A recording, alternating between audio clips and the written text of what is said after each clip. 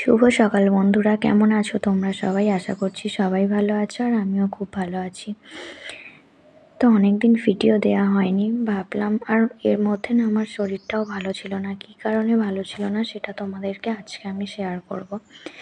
তো সকালবেলা উঠেছি আজকে 7টায়, উঠে ফ্রেশ ট্রেশ হয়ে চা খেয়ে, মানে আমি চা খাই না, তোমাদের দাদাভাই চা খেলো, বাড়ির সবাই শ্বশুর শাশুড়ি চা খেয়ে তারপরে রান্নার দিকে আমি দেখো চলে এসেছি।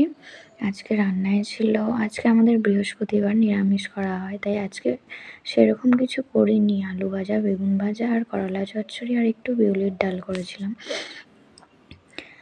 আজকে অন্য দিনের তুলনায় না সকালটা দেখলাম একটু ভালোই ছিল, বেশ রোদ রোদ মতো বেরিয়েছে। আর আমি রান্না করে সব কিছু গুছিয়ে কমপ্লিট করে চান করে দেখো তোমাদের সামনে চলে এসেছি।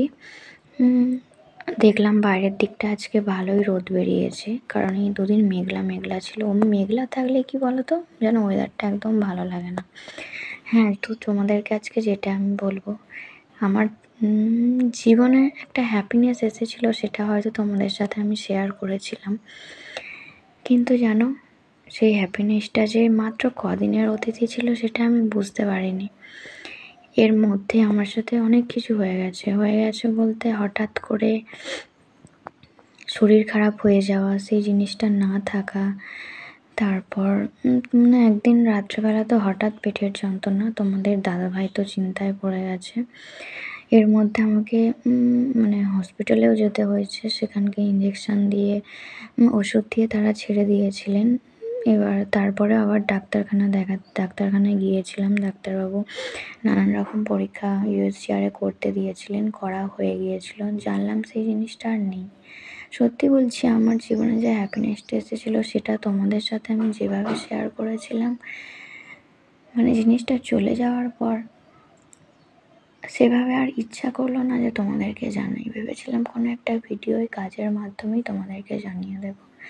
জানি না ভগবান কেন এটা আমার সাথে করলো। সে কি বুঝেছে, আমার ভালোর জন্য এরকম করলো না আমার খারাপের জন্য এরকম করলো, আমি জানি না। কিন্তু জানি না আমি আবার কবে সেই ইচ্ছাটা আমার পূরণ হবে। সত্যি কথা বলতে, আমি যখন জিনিসটা দেখেছিলাম, খুশির খবরটা পেয়ে আমি সত্যিই খুব আনন্দিত হয়েছিলাম, কারণ এতদিন পর আমি জিনিসটা পেয়েছি। কিন্তু জানি না সেটা কেন থাকলো না। তো চলো, এই অবধি বলবো, আমার জীবনের সেই আনন্দটা আর নেই। তাই এতদিন কিছু ভিডিও দিইনি, ভালো লাগছিল না। হ্যাঁ, শর্ট ভিডিও কিছুদিন পর দিচ্ছিলাম, দুটো একটা করে, কারণ এটাও আমার একটা স্বপ্ন। চ্যানেলটা যে আমি খুলেছি, তোমাদের সাপোর্ট, তোমাদের ভালোবাসা আমার দরকার এই স্বপ্নটাকে দাঁড় করানোর জন্যে। হ্যাঁ, এই কটা দিন আগে আমি মায়ের বাড়ি ছিলাম, সেখানে কিছু সেই মতন কিছু ভিডিও এবারে করিনি, কারণ শরীরটা ভালো ছিল না। তো চলো, কারণ আর কি বলবো, সেই ব্যাপারে আর কিছুই আমার বলার নেই। আবারও অপেক্ষায় থাকি কতদিনে কি হবে।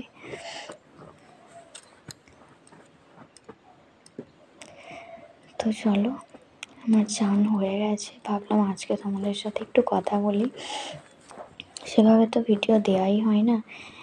তোমাদের ভালোবাসা, তোমাদের সাপোর্ট না হলে আমি কি করে পাবো বলো? আর তোমাদের ভালোবাসা, তোমাদের সাপোর্ট যে আমার খুব দরকার এই স্বপ্নটাকে এগিয়ে নিয়ে যাওয়ার জন্যে। তোমরা আমার জন্য একটু প্রে করো, আমি যেন খুব তাড়াতাড়ি আবার সেই যে হ্যাপিনেসটা আমার জীবনে যেন আসে। তো আমি একটু ছাদের দিকে যাচ্ছিলাম চান করে। আর দেখো, আমাদের যে বলেছিলাম না, ধূপের মেশিন নেওয়া আছে বাড়িতে, ধূপ তৈরি হয়, দেখো ধূপ শুকনো করতে দেওয়া আছে। আজকে ভালো রোদ বেরিয়েছিল, তাই ধূপগুলো দেয়া আছে শুকনো করতে। আসলে আমাদের বাড়িতে একটা কাকিমা কাজ করতো, শরীর খারাপ হতে ছেড়ে দিয়েছে, এখন বাড়িতেই সবাই মিলে দেয়া হয়। আমি খুব একটা দিই না, বাদবাকিরা দেয়, শ্বশুর শাশুড়ি মিলে, তোমাদের দাদাভাইও দেয়, আমি মাঝে মধ্যে দিই। তো আজকে ছিল এটা আমার সারাদিনের ব্লগ, ছোট্ট একটা। যদি ভিডিওটা ভালো লাগে প্লিজ লাইক, কমেন্ট, শেয়ার আর সাবস্ক্রাইব করো বন্ধুরা। আর তোমরাও ভালো থেকো, সুস্থ থেকো আর পাশে থেকো আমার।